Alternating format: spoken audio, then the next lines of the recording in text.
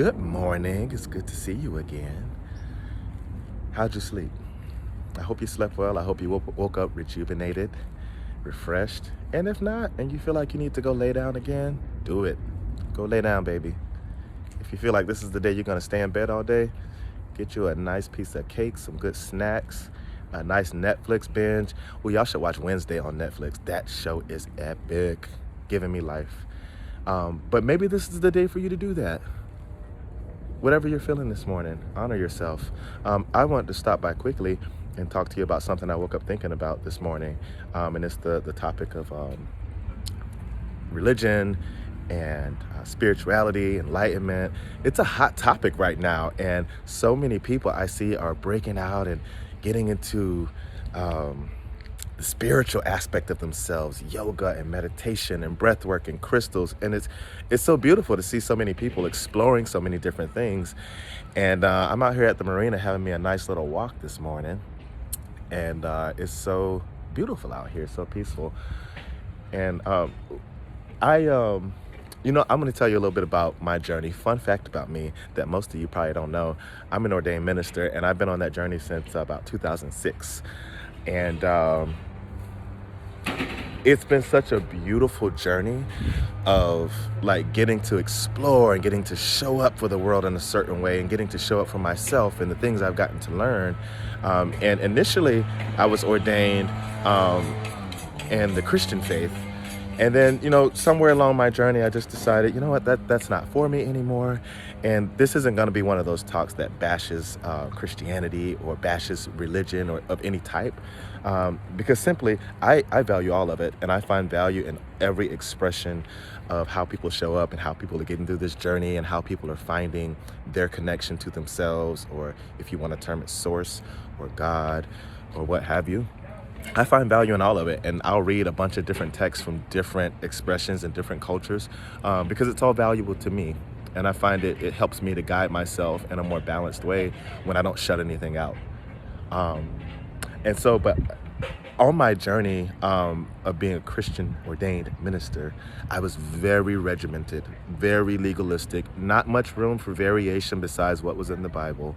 And then when I left and decided to do things a little bit more authentic and to find myself a little bit more, which many of you are on that path right now of just kind of finding, a lot of people are leaving the religion of their childhood, whatever that was, and expanding into something more that feels more freeing and that feels more connective. We've had all these things that have disconnected us because if you're not this way, or if you do this, or if you have that practice, or if you wear this style of clothing, or if you pray this way, we're separate. And right now, where the planet is we're coming back together, and people don't want separation anymore. We don't want to be other than anymore. And one of the things I found in being that legalistic and that by the rules and by the book was it separated me so much. But when I decided to leave and I wanted to have a different expression of expanding into myself, because that's all religion is, that's all spirituality is. They're expressions to expand within ourselves, to increase our inner knowing, to connect deeper with ourselves and with one another. That's what they're for. We connect at a deeper spiritual level. And when I left that, I found moving into the spirituality realm, I was experiencing a lot of the same thing of like, there were these unspoken rules. There were these, if you don't do it this way, we're just going to slowly move away from you and shun you.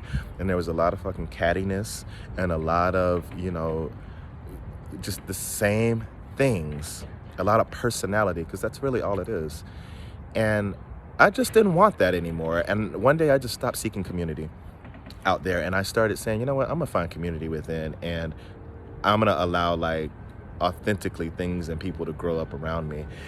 And so one thing I want to leave you with before I get out of here is there's so many of you beautiful, beautiful souls out there that consider yourselves light workers and shamans and people that are really making beautiful waves in the world. I'm one of them too, and I consider myself that too. But for me, it's been really important to remind myself all the time that while I'm out there showing up, even doing talks like this, even, my book that I wrote, The Ascension Key, like even those things, I'm not here to help the world. Let me say that more clearly. I'm not here to help the world because I don't believe the world needs my help.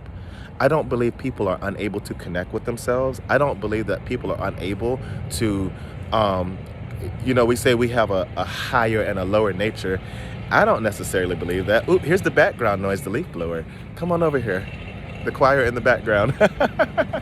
And they got something cooking over here. They're preparing for an event.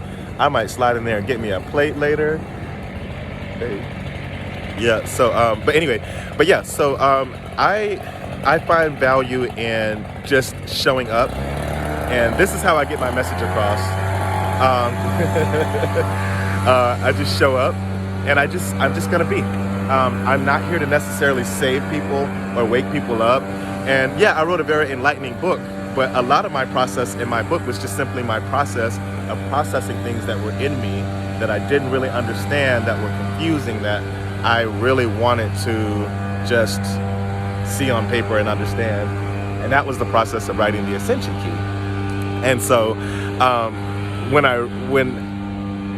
I started going to spiritual communities and plant medicine communities, I just found that so many people were so genuine and wanting to help. But I'm gonna say it again, the world does not need our help. And what we end up doing oftentimes is we end up having this mindset about people that people are sleeping and people need to wake up and the planet is just so... How different is that than people that we say have low vibrations and people are emitting low vibrations? Like when we're constantly focusing on how broken the planet is, on how much people need help, on how much people aren't getting it, are we not perpetuating the same types of frequencies? And so how I choose to look at the world, I choose to say, you know what, everyone is on a path that is relative to them based on where they've been in their life, maybe their culture, based on where they want to be right now. And what I find is when people have showed up in my life authentically, telling their stories, listening to my story, not trying to change me, not sharing their stories in a way to wake me up or help me to get it. Those are the times where I find I learn the most, and I go within and I challenge myself. Man, I like how authentic they were being. Like, it wakes something up in me automatically, because we think that the more we talk and the more we say things and the more they're gonna get it. And most people don't learn by being talked at. Most of us don't. As a matter of fact, we hate it. We hate when people lecture us. We hate when people tell us what to do. We hate when someone tells us what we're lacking and how to get there. And internally, we resent that, as opposed to being connected to through just a real life experience. So all that to say, whatever you consider yourself, light worker, a pastor, a minister, a shaman, a priest, whatever you consider yourself as, God's ambassador, a worker of the universe, just understand we are all that, and we are all on our path. And there's no particular place we have to get to. Where you are right now, my friend, is beautiful, and it is okay, and it's fine. And trust me, as you continue to live and you continue to tell your story and show up the way only you can, as you continue to do that, what's going to happen is you're just going to continue to unfold in different levels of comfort with yourself. It's not about being comfortable in the world. It's about being comfortable with ourselves. It's not about the world understanding us. It's about coming to a place of understanding with ourselves and being okay, and not thinking we need to run to some book, And I know this ain't a message that's gonna make a lot of money for a lot of coaches out there and a lot of people that built their profession on helping people like this. Because a lot of the old model, people talk about we're leaving the 3D and going to the 5D. Do you know what 3D is? 3D is all about, look, you see these boats here? See all that definition around me? Like, 3D is about definition. And there's so many of us still living by that, giving definition to everything. You got to do it this way. You got to do it that way. This is what this means. And we invest so much time into the psychology of spirituality and less time in the experiencing of it. So go experience yourself. Like, put that damn book down sometimes. Even my book, put it down and go sit in the forest somewhere. Go sit by the beach and go stare at the sun. You can do that, by the way, if you want to. But go be with self. There's so much information inside of you, inside of here. Go be with self. Okay? I leave you with that. I love you.